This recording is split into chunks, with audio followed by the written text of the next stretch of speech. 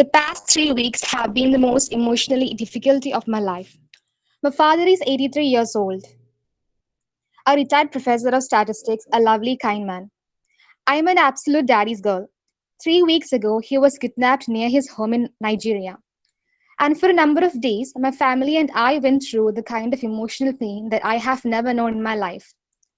We were talking to threatening strangers on the phone, begging and negotiating for my father's safety, and we were not always sure if my father was alive. He was released after we paid a ransom. He is well in fairly good shape and as usual lovely. It is very reassuring all the time to know that he is not sleeping well. I still wake up early thinking and worried that something else has gone wrong. I stood at the other facing him with tears, full on relief that that he safe, but also that he has undergone such an indignity to his body and to his spirit. And experience has made me rethink many things: what truly matters and what doesn't, what I value and what I don't. And as you graduate today, I urge you to think about that a little more. Think about what really matters to you. Think about what you want to really matter to you. I read about your rather lovely tradition of referring to all the students as big sisters and younger ones as little sisters. And I read about the rather strange thing about being thrown into the pond. And I didn't really get that. But I would very much like to be honorary big sister today, which means that I would like to give you bits of advice as your big sister. All over the world, there is a race to be made themselves likable, to twist themselves into shapes that suit other people. Please do not twist yourself into shapes to please. Don't do it. If someone likes that version of you that is 4 horse back, then they actually just like that twisted shape and not you.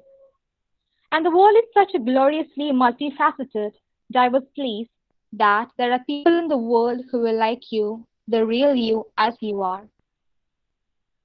I am lucky that my writing has given me a platform that I choose to use to talk about things that I care about. And I have said a few things that have not been so popular with a number of people. I have been told to shut up about certain things, such as my position on the equal rights of gay people on the continent of Africa, such as my deeply held belief that men and women are completely equal. I don't speak to provoke. I speak because I think our time on earth is short, and each moment that we are not our truest selves, each moment we pretend to be what we are not, each moment we say what we do not mean, because we imagine that is what somebody wants us to say, then we are wasting our time on earth. I don't mean to sound precious, but please don't waste your time on earth, but there is one exception. The only acceptable way of wasting your time on earth is online shopping. Okay, one last thing about my mother. My mother and I do not agree on many things regarding gender.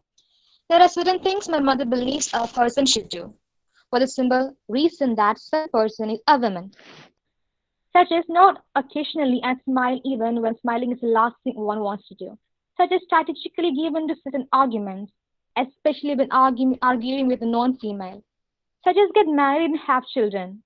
I can think of fairly good reasons for doing any of these, but because you are one of them. And so, class of 2015, never ever accept because you are a woman as the reason for doing or not doing anything. And finally, I would like to end with a final note on the most important thing in the world: love. Now, girls are often raised to see love only as giving.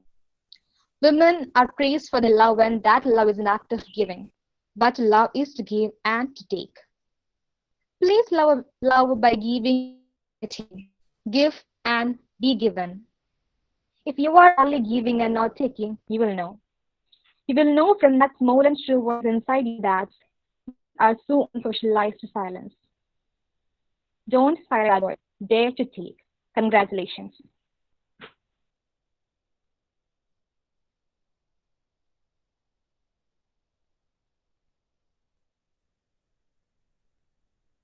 Okay, so the second half of the speech is devoted towards to coming to terms with a personal tragic incident that happened in her life, and that made her think about the real priorities and as to what really matters to her, what really mattered to her. So she's taking that particular opportunity to ask these girl students also that take stock and find out what is it that you want to matter to you, because it's only then you will be able to do the right thing.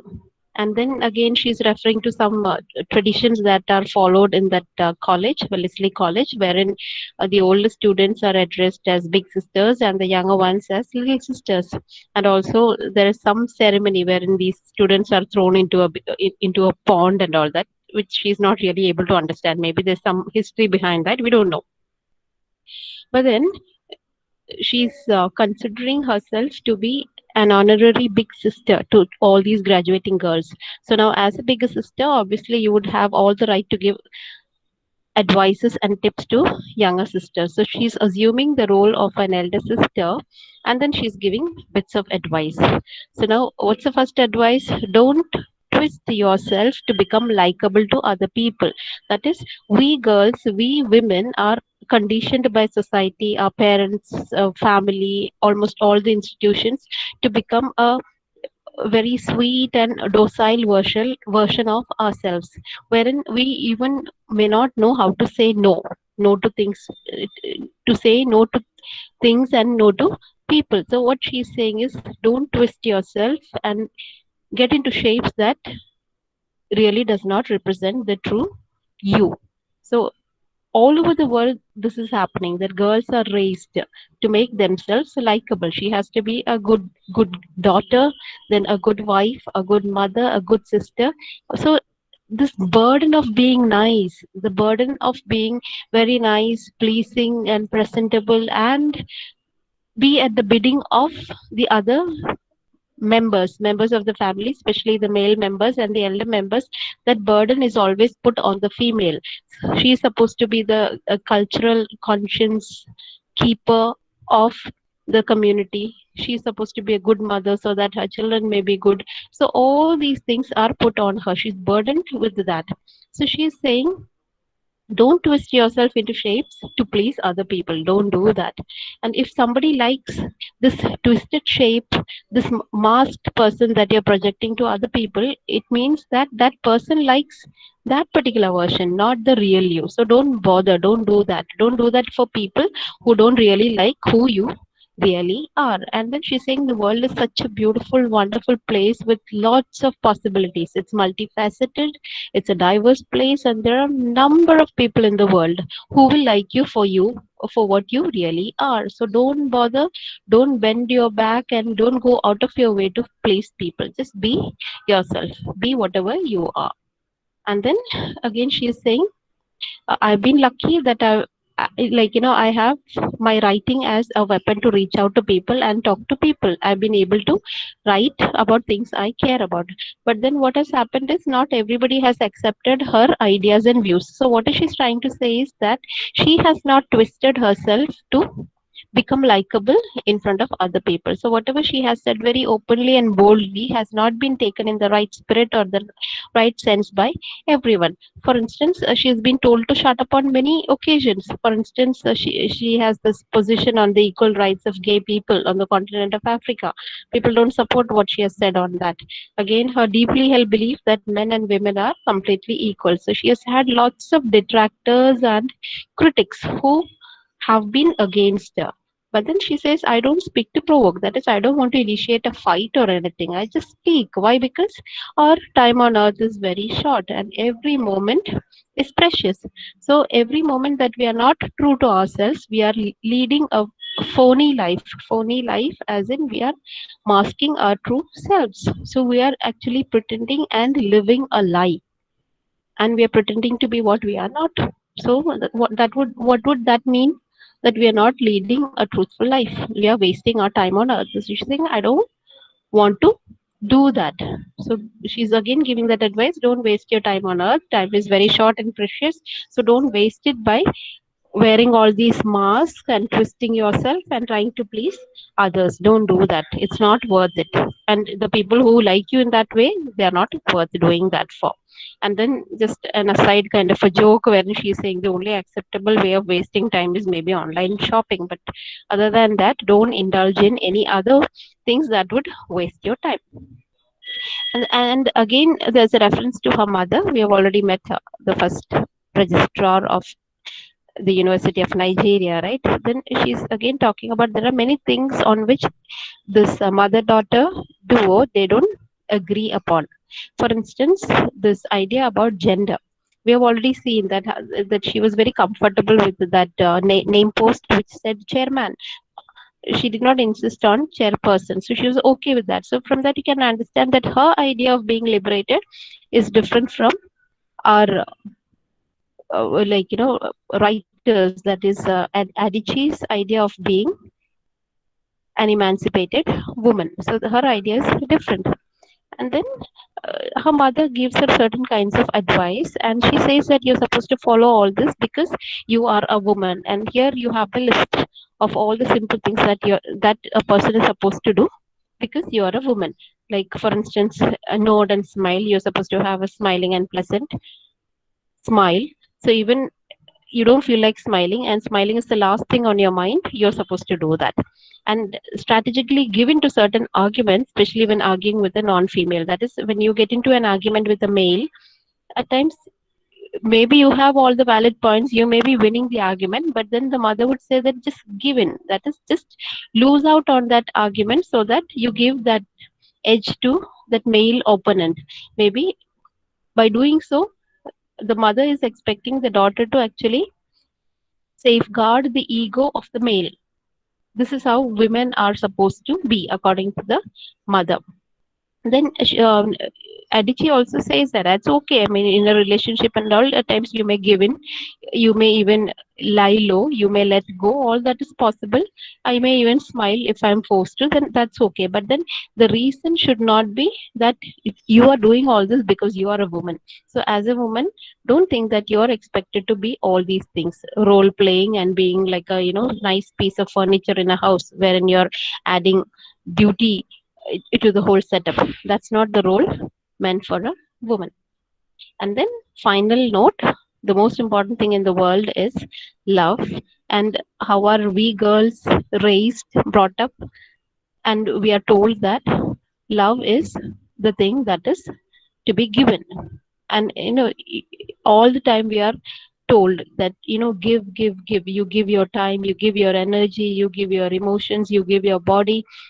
It's kind of that ultimate thing wherein at every step of your life you are trained to give as a daughter, give as a wife, give as a mother, as a sister. And society tells you to kind of give and sacrifice, and women are praised for their love when that love is an act of giving. We talk about that being mother.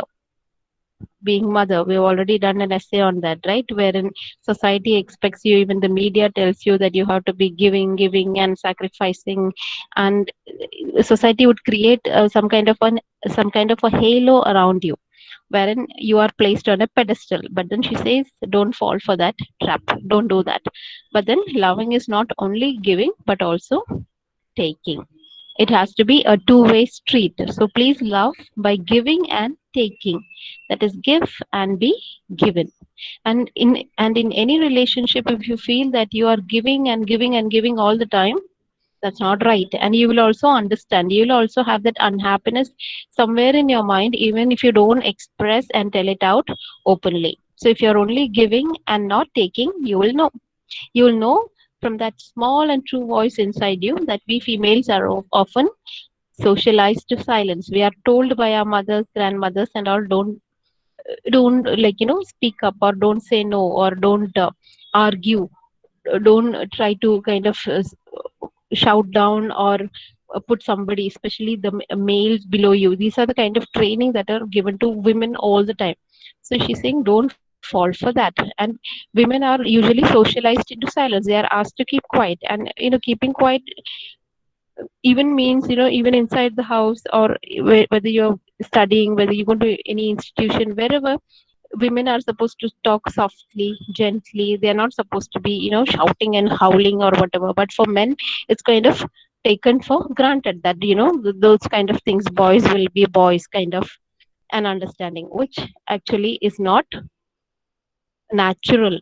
It's only society's way of letting both these genders behave in two different ways. So one gender is silenced. They are socialized into silence. They are asked to keep quiet, and they are asked to keep their mouth shut, so that she may save the family, or she may become that ultimate sacrificial lamb. So what is she saying? Don't silence that voice within your mind, wherein you feel that you're being wronged, you feel that your voice is not being heard, you feel that you're being taken for a ride, wherever you feel that people are making use of you, wherever you feel that you are giving in a relationship but you are not getting anything in return. So you have this unhappy voice coming into your head.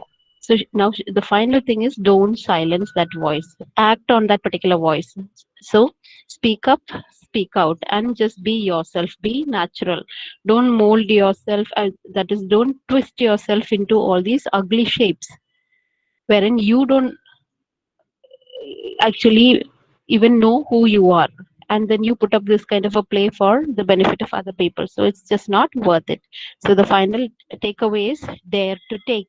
So just as you give, also expect and demand that you be given. So whatever you give, you can also expect to get it in return. So loving is not only giving but also taking. And being a female doesn't mean that you have that extra burden of giving and sacrificing and mourning and groaning. That's not how you are going to be, or how you should be as a woman. And finally, congratulations, because they have graduated.